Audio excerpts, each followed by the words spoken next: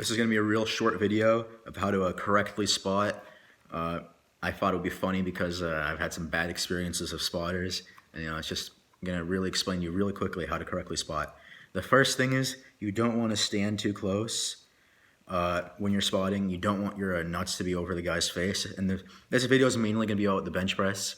I mean, let's be honest. What do you even need a spot for?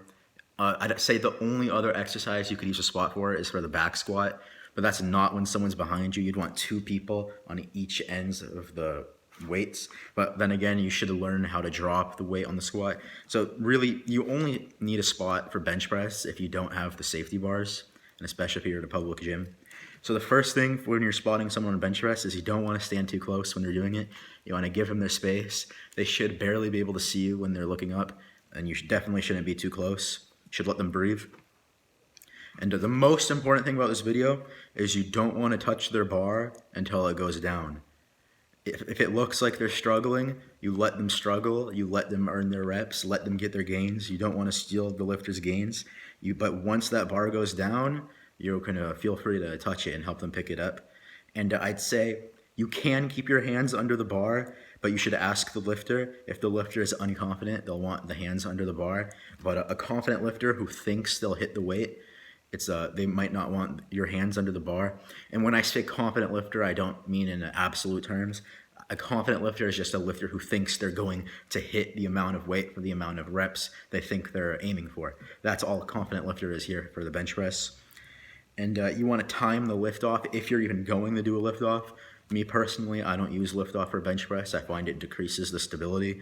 But if you're a lifter who wants a lift off, you want to do a count to 3, 3, 2, 1, go. And you want to keep the bar path natural. You don't want to move the bar side to side when you're helping them move it.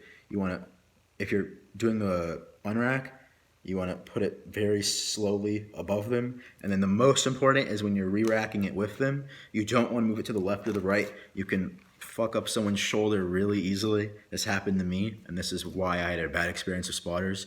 You don't want to be scared and just grab it and yank it back. Grab it and move it slowly straight back into the rack.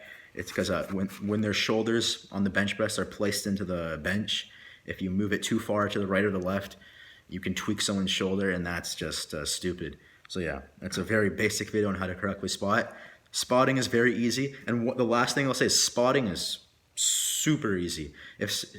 Even if you're a weak girl and your boyfriend's benching 400 pounds, you can help him get the bar up if he fails with just your pinky. It's that easy. That's why there's so many fake weightlifting videos on YouTube.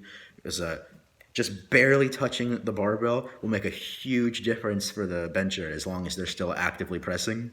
So if it looks like someone's benching a lot of weight and you're scared to spot, just know don't be scared to spot. It's super easy to pick it up with them. They can be your friend who's benching over 300 pounds, and you'll barely have to lift it up. Use almost no force, and that you'll be able to get it back into the rack with them. So yeah, the last thing is don't be scared to spot. It's a good gym etiquette, and no matter how heavy the person you're spotting is going, don't be scared. You'll be fine. Everything's good.